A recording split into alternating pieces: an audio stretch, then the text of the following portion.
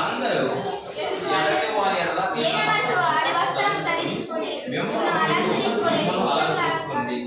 దేవుడు అహంకారం ఎదిరించేందుకు దేవుడు తగిన సమయానికి మిమ్మల్ని చెప్పినట్లు ఆయన పవిత్రమైన చేతి కింద చేయడం మీరు గమనించండి.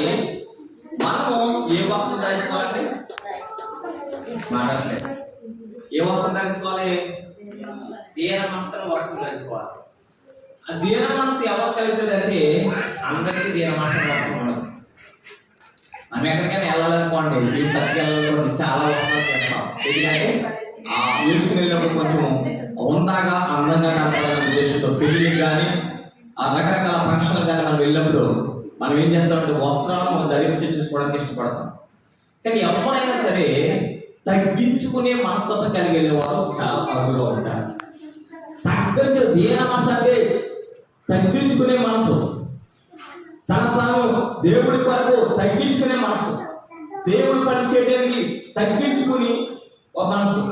మీకు హైదరాబాద్ లో ఎప్పుడో ప్రార్థన మండలం ఉండేది. ఇప్పుడు కొంత అది ఆఫీస్ ఎక్స్పోర్ట్ అప్పటికే థియేటర్ పక్కన ఉంటారు. అక్కడ దైవ సేవకుల అభిషేకులు భగవంతుని గారు పరిచయం చేసినప్పుడు నాకు తెలుసు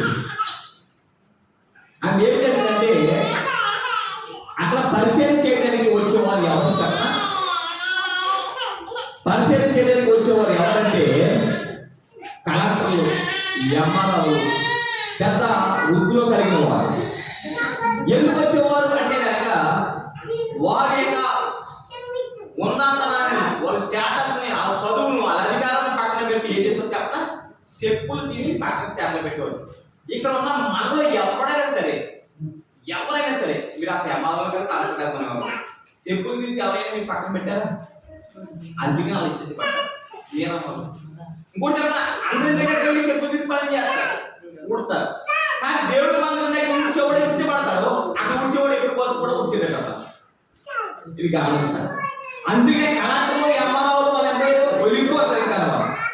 ఇప్పుడు ఇక్కడ ఉన్న వాళ్ళు ఎవరైనా పరిచయం చేయడానికి పిలవపడాలంటే పిలవపడ్డది. వాళ్ళు ఎవరు కూడా బాగా ఉంచేది. వాళ్ళు మేముంటాం అని చెప్పులు స్టాండ్ దగ్గర ఉన్నవారు ఎవరని ఆలోచన చేస్తే వాళ్ళు ఉండేది వాళ్ళ వృత్తి ఏంటి, మనం ఏంటి, ఎందుకు తగ్గించుకున్నారంటే వాళ్ళు దేవుడి మందులో తగ్గించుకోవడానికి ఇష్టపడతారు. కొడులైన వాళ్ళు మనం గహీనమైన సరే దేవుడి మందులు ఎత్తించుకోవడానికే మనం ఇష్టపడాలి. అందుకే మన బ్రతుకులు ఎప్పుడు కూడా వీళ్ళను చూడవాలి.